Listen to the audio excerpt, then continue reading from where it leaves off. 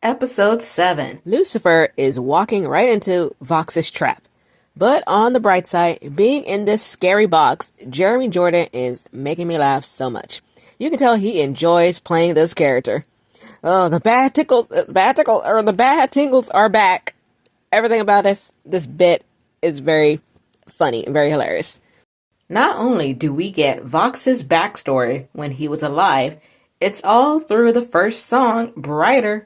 In his human form, he has heterochromia, two different colored eyes. So it's cool to connect that his two different colored outline eyes in his demon form. Great detail. Plus, we know how he ended up with a TV forehead. A TV fell on him, then he died. Last thing, doing Brighter near the end when he was singing, "Shine brighter, brighter than the heavens and the skies above." All the poses he was doing were giving me life. Eventually, we get to Vox's presentation and he shows off his new weapon, the Might of Lilith. He literally blasts heaven's doors off his hinges. This has Sarah freaking out. That's why we have Sir Pinchas come to the rescue. Sarah's needed a good friend to talk to. This leads to the song Live to Live. This was a beautiful song. I'm always happy to hear more from Patina Miller. She really does have an angelic voice.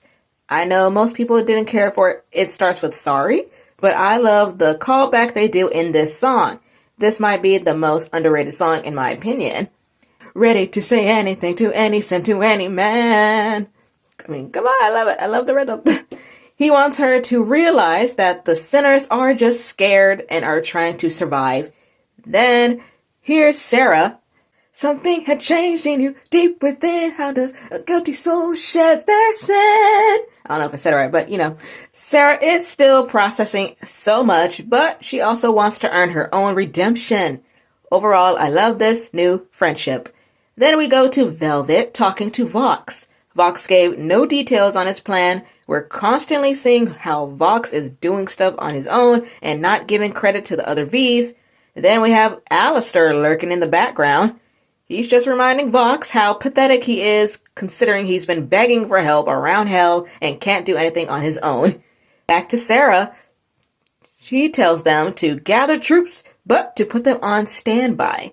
She wants to believe in the sinners, but she definitely believes in Emily to resolve this problem peacefully. Vox invites Charlie to the party and mentions her dad to make sure that she comes. Emily comes up with the idea and to broadcast to hell. And how do we do that? Baxter! Apparently he created the whole security system. He's willing to risk his life all because Nifty folded his blankets at a 45-degree angle every time. Needs someone as smart as him in heaven to make the broadcast work. That's where Sir Pinchas comes in. He's so excited to invent something. Lastly, when I Think About the Future song had so many callbacks, I loved it. Vaggie's part, when I think about the future, I see my favorite phase. 'Cause when I'm with you, the rest is easy, baby. Oh, I didn't say it right, but we finally get to hear Baxter sing a little bit. He's got a great voice. Then the song moves to Vox. We get a little "Once We Get Up There" reprise. Plus, Alistair joins in. You'll never fill your cup. You're broken from the start. No victor will ever be enough. Vox is being greedy. I didn't expect Val to get a mini solo. He's being rude because he's stressed out trying to do his master plan. Don't let success break up the band. Yeah. Then, here's Vox's an a-hole. Val and Velvet agree that he's been terrible, but it's clear they still care about Vox and miss hanging out with him. Once we rule all creation, he'll pay for this little stunt, and maybe then he'll be chill again and realize who he missed. I'm skipping to my favorite part, the Gravity reprise, and we get Abel singing too. Their voices together are amazing. Lute hitting that note when she's singing "Storms Come In." I'm not gonna do that for y'all because it's not as good at all.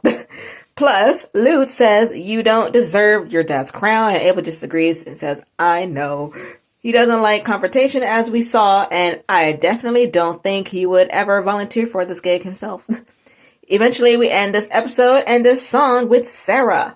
My favorite line being, "And I cannot outmaneuver these visions in my head of the deaths to come, the rounds drown in crushing violence. I tried to buy us time, but could I have done more to quell the drums of war?" It's time for the finale, and Vaggy's got a plan.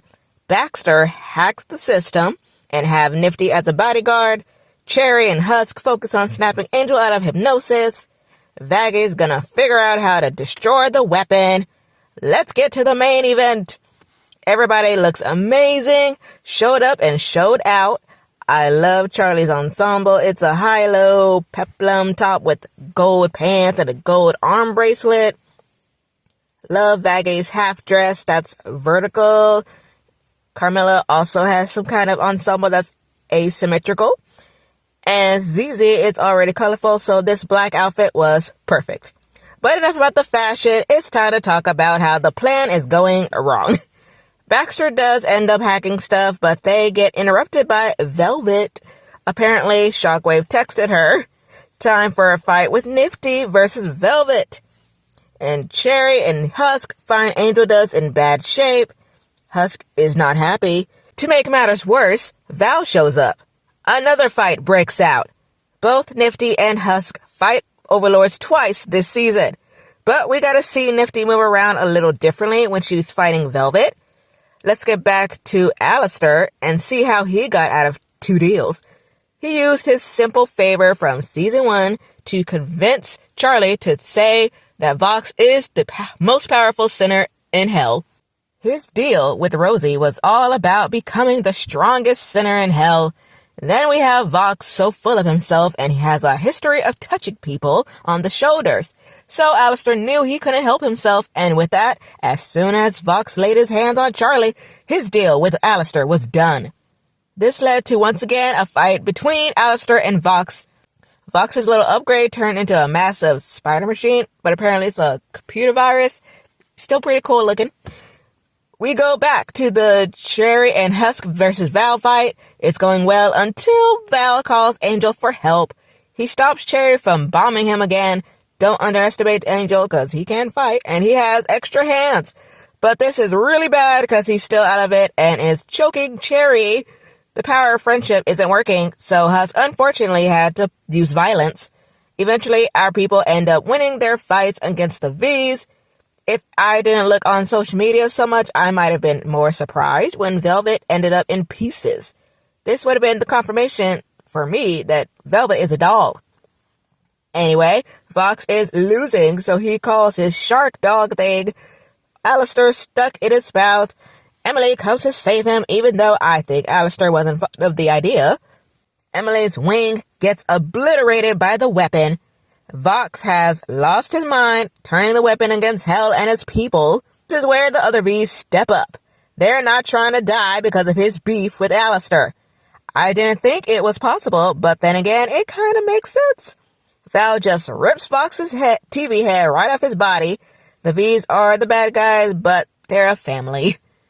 It's time for the longest song they've ever done, and I love it. Hear my hope. Everybody singing together is beautiful. I think Nifty is an overlord, unless there's some kind of other loophole on how she's able to give power to the spirit bomb. I loved how I could hear Blake Rowan's voice blending in with everyone. But here comes Lute ready to fight Vaggy again. But it's about time for everybody's favorite part in this song. Abel starts singing. He's feeling pressure. His part literally sounds like a Fall Out Boy song. It's shocking to see him look to his dad for guidance. But great lyrics all around. But I really love, do I run, do I dare, can I grant my own prayer, get a grip, grow a pair, let me stop you right there. And, this is the same line where Adam starts Hell's Forever. We've been deprived of hearing Carmilla and Zestial, so at least we got a bit of them singing in the final number. And Velvet and Val end up lending their power so they don't die. Eventually, we do get to see Patience pinches on a screen in hell. He's a good boy now. I think we have a new ship. Nifty and Baxter are adorable. Apparently their ship name is Mad Maid. Now look at Husk thinking everything's okay, and look at Angel. He's not okay. Here's our sad ending. Angel thinks he's not safe with his friends at the hotel. Cherry and Husk say he's free, but he's not. He still has a contract with Val. He might be free from Vox's mind control now, but I'm pretty sure he could do it again. Then again, he's only a TV head right now, so his powers are probably very limited. However, Angel doesn't think he has a choice. The line where he says, "I didn't when I had my hands around your neck and I don't now." That was very sad. Ugh. That hurts. The last choice he had was when he signed his soul away. Then he tries to tell them to forget he ever knew him. We could never. They could never. Look at how sad Husk is and the way he said, "Come back." Heartbreaking. Of course, the whole cast is talented, but man, Keith David's performance this season has been phenomenal. We've seen so many sides of Husk. He's got range. But anyway, we do end up with Charlie getting a call from her mom. It's interesting, but I really don't care. You don't care. Vivzy said that season 3 is about family and angel dust. I care way more about that storyline that we'll be getting. There's a high chance that we'll get a backstory on how Val and Angel ended up making a contract together. We could get a backstory on Angel being human. And it was already confirmed that Angel's family will be making an appearance in season 3. There's so much to explore with Angel Dust's storyline, and I am here for it. I cannot wait. And also, Husk will be involved as well, because, hello, Husker Dusk, let's go. Husker Dust. Oh, I'm so excited, but so sad that we have to wait at least 2-ish years for it to come back. Because the lines have already been recorded. It's just animation takes a long time, as you know. But anyway, tell me your guys' thoughts on season 2. What was your favorite part? Favorite storyline? All the things? Favorite song? Check out my favorite songs from each episode. Put it in the description box below. Check that out. And I'm Michaela. I will see you later. And like, comment, subscribe, notification bells. Don't miss any of my videos in the future. And bye.